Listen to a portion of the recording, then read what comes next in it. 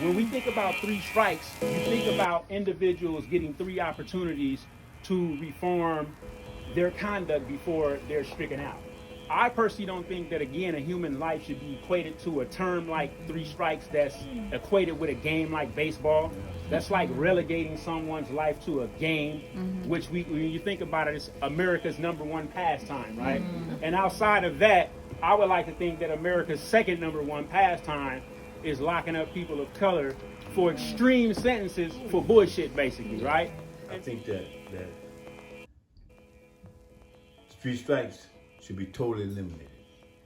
Totally. Start all over. I really believe that people should amass their ends, their funds, and try to abolish it completely. But it doesn't work. So I sit here today as a coalition member of the Repeal Three Strikes coalition, and I'm highly motivated, not because I'm directly impacted, but because I believe more about the human being more than a concept than anything else in my life.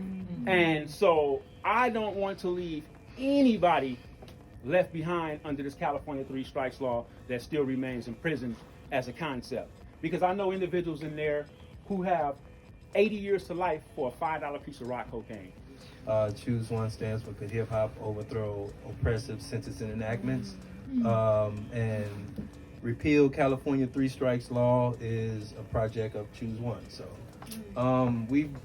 myself, I served 21 years under California Three Strikes law. I had 31 years to life plus 26 years to life. My first parole date is actually November of 2028. So that's 7 more years. But I'm here because luckily the Governor Brown commuted my sentence. After which he's on it, we created a podcast in prison called Ear Hustle. That was something that brought notoriety to me and got me and my sentence commuted. So what I've been out here trying to do is help all the men and women that's still locked up under the Three Strikes law, which to me, I always say it's the most oppressive law since slavery was validated. You know what I'm saying? Because it's like a blanket that you throw over a situation instead of just sentencing individuals for whatever crimes they committed, not because we got this enhancement of 25 years to life that we just gonna give anybody, whether you stole a car, stole some cigarettes, you know what I'm saying? So my hope right now and my push is to change this law. And like she said, it's all about the money. You know what I'm saying? Organization is cool, organizing everything. But when you're trying to change a law in California through the initiative process, it's actually the money that does it. You know what I'm saying? Like, we do need to hire signature gatherers, and that's like $5 million. And we need 600-some thousand signatures, basically 1 million, just to make sure we got enough signatures. And funding is everything. We do have funders that fund. I think we're up to like $1.4 million.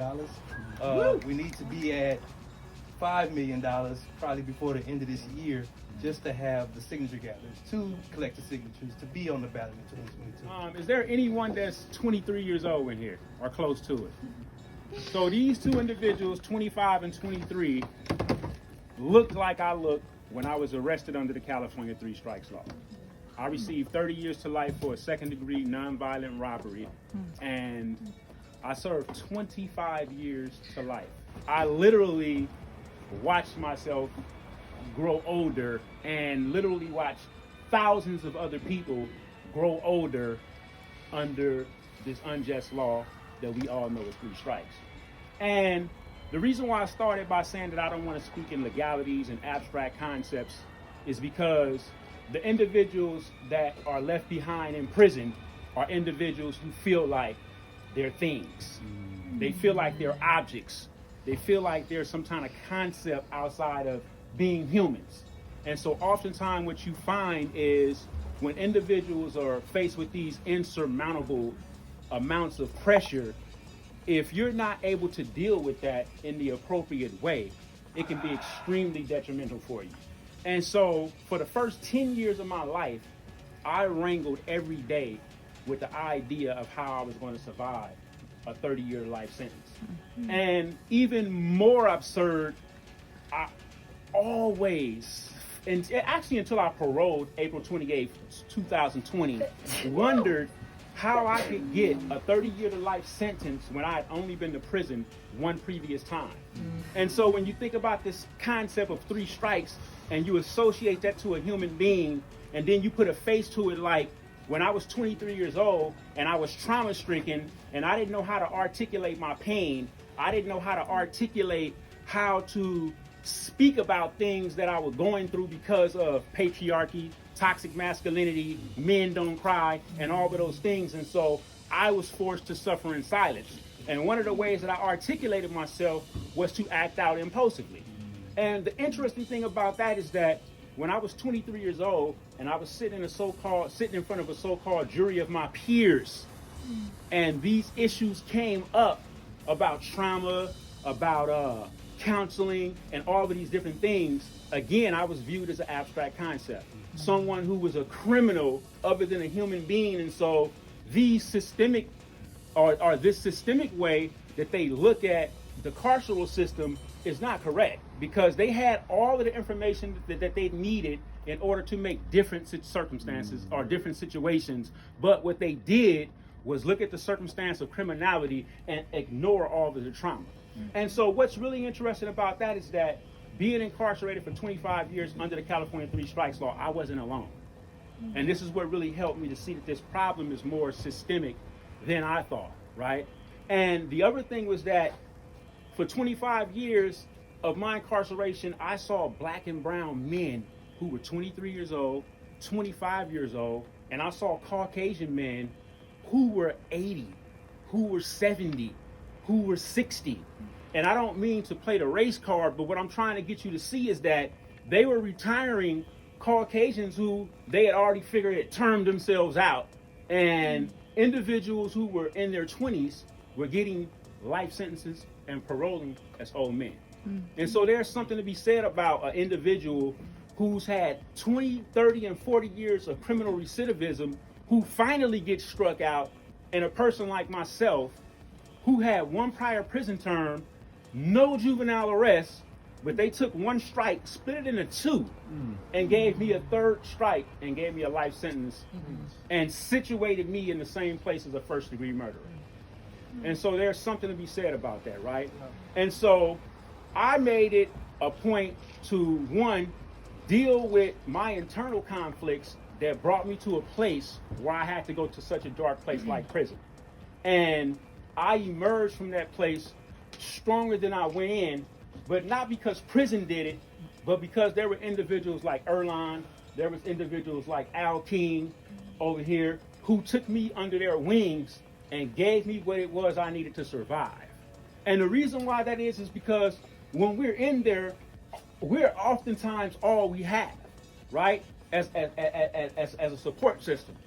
Because without these individuals, I could have probably committed suicide. I could have probably been had a reckless disregard in prison for CO's lives and just threw my whole life away. But these individuals saw the humanity that the system didn't see.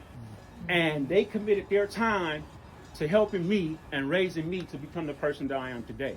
We have to come to a real conclusion that the way that we legislate ourselves out of this terrible carceral justice system that we're in is to get our hands dirty. And the way that we get our hands dirty is to, one, say enough is enough and become the change we want to see. That was the first thing that I did, was convince myself that I needed to become the change that I wanted to see. And that's why I'm here today doing the work. And I'm trying to encourage as many people as I can in the state of California and in the United States for that matter, because 3 strikes don't only exist here, it exists in other states, and in some other states it's far worse. And so once we repeal California's 3 strike law, we're going to make a nationwide push to try to get the 3 strikes law overturned throughout the United States, because again, human beings are not concepts, human beings are not criminals. Sometimes we're not defined by the worst mistake that we make in one day of our lives or on one day of our lives, and so we shouldn't have to be treated that way.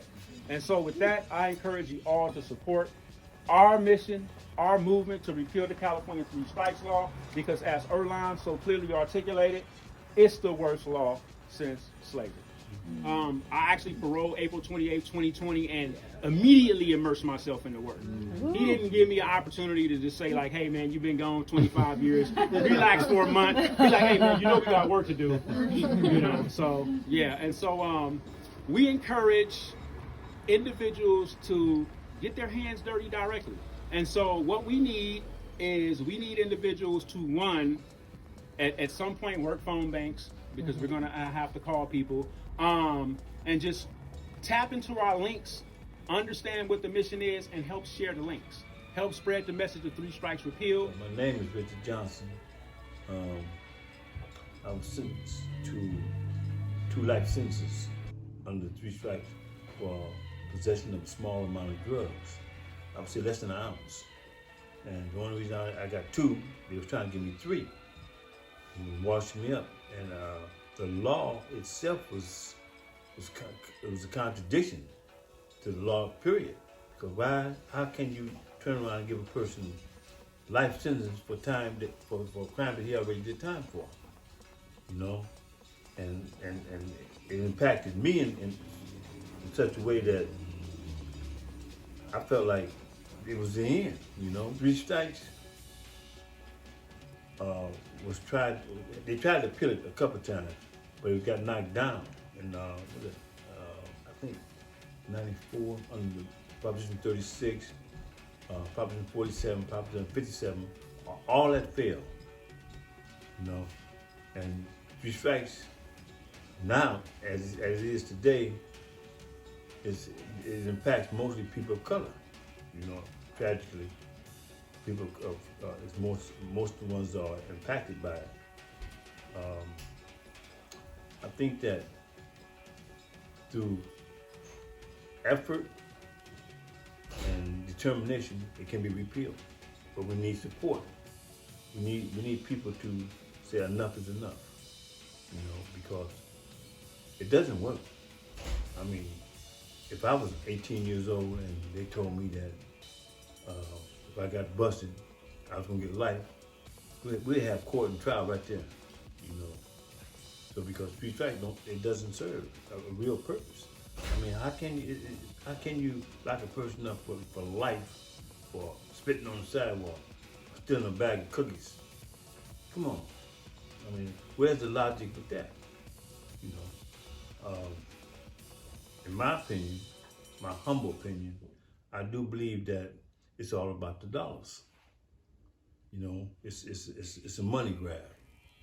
You know, so the more people they lock up, the more money they can ask for to throw into the kitty. You know, and people not knowing where their tax dollars really going. It's going into the deep pockets of the corporations that support prisons. You know. Anything else you want to say? We need help, and we need your support. You know, everybody said that they down for change and reform, but when it comes to the hard work, it seems like it's lacking. You know, bottom line, if we had the right amount of monies put into this effort, I believe we can repeal the whole process. You know, I really believe that. My name is Paul Red. I was released last year after 46 years by Chester Bodine, who's a district attorney. But while in prison, I became a well-known jailhouse lawyer. During my litigation, I used to help other prisoners. And some of the prisoners I did help, we had 3 strikes. And what was real strange about those with 3 strikes, some of them had priors when they was juveniles. So again, that 3 strikes is unfair because many of those priors that a lot of people have is when they was juveniles. And if the law have changed later on, they should be allowed to come back and use that. For example, I was 19 when I was convicted, but I was a juvenile. But this new law for the 260, 261 came out later years after I was already in prison over 30 years. But the new law applies to me because I was a minor back then. So why shouldn't it apply to those who was under the 3 strikes if their priors when they was a minor? It's unfair. So again, to repeal it, it's a must. It have to be repealed because it's unfair across the table. So it's a contradiction in the law. And the only way for justice to be fair is to level the playing field, you know. And then you talk about redemption. Some of these guys who come up under the 3 strikes have shown redemption. They have gotten in programs inside the prison system that falls under rehabilitation. So if it falls under rehabilitation, why not CDC allow that discretion to allow these guys to have that 3 strikes removed where they can be paroled? Proposition 57 had came close to that, but then there was some roadblocks. But again, all these laws is costing a lot of money, and you can make it simpler by repealing it, and then people is given that redemption, that second chance. So we need all the support we can get in order to do that.